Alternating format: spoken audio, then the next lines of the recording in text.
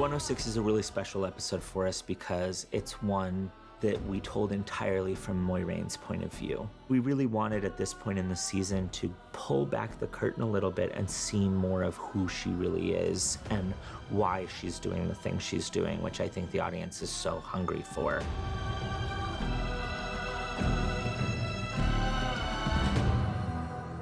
Leandra, Alana, Moiraine, approach. Episode 6 gets us inside the head of Moiraine to a degree. She's still guarded because I think the world of the White Tower is the one where you never really know who you can trust. You are never sure of how politics have shifted in your absence.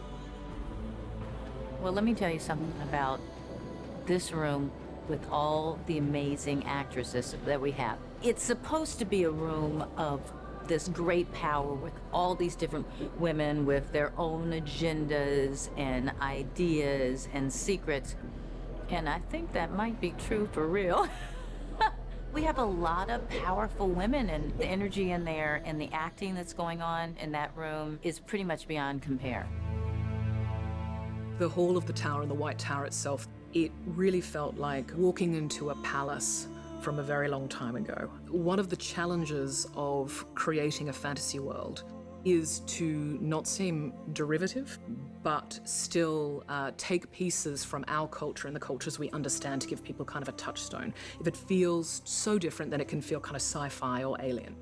I love the way that Sally Richardson Whitfield shot the first scene in the Hall of the Tower. I always felt it was like a sort of constellation where she had the camera rise right up through the central atrium, and you saw the different aja marked out by colors, like kind of jewels in a box or chocolates or something.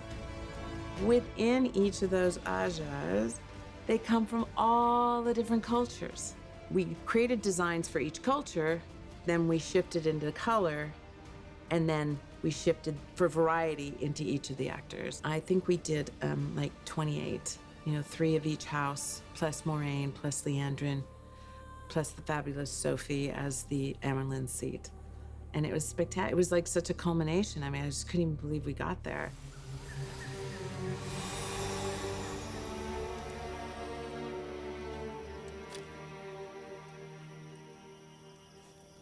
What were you thinking? One of the big pieces of pulling that curtain back on Moiraine is meeting Siwan Sanche, the Amyrlin seat. It's pretty clear that there's a romantic relationship of some sort between them in the books, but we wanted to bring that to the forefront in the show because it's a huge part of Moiraine's life. You so rarely get to see her personal relationships with other people, and when you're representing her on screen, you really want to see the emotion and love she has for the people who are closest to her, which is Lan and Siwan. This is the most forbidden relationship that you can imagine. This is like having a relationship with the Pope. It's very high stakes, the game that Moiraine's playing, and you see that this woman who puts her cause before everything else will still indulge this terribly dangerous love that she has.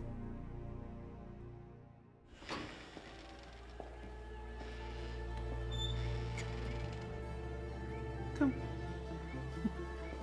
The last scene that we shot before we were shut down for COVID was Siwan's first meeting with Egwene and Nynaeve.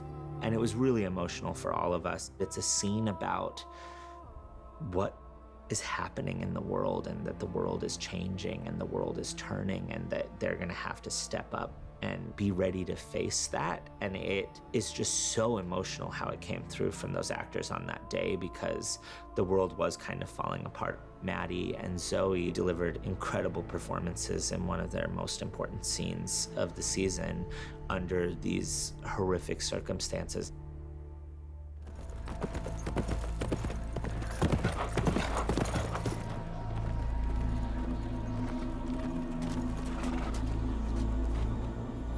The Waygate is really important to the story. We really wanted to have it someplace iconic and where you get this really beautiful, sharp cut against the skyline. That said, it meant we were on top of a hill that was completely exposed, and it was wind coming through like you've never felt before. So it was really daunting from a production perspective to shoot that sequence. But in some ways, the weather was great for the show because it just gave this very ominous feeling of what's to come. We see our team enter this dark world knowing that 4 of them are heading to the eye of the world and potentially will never come back.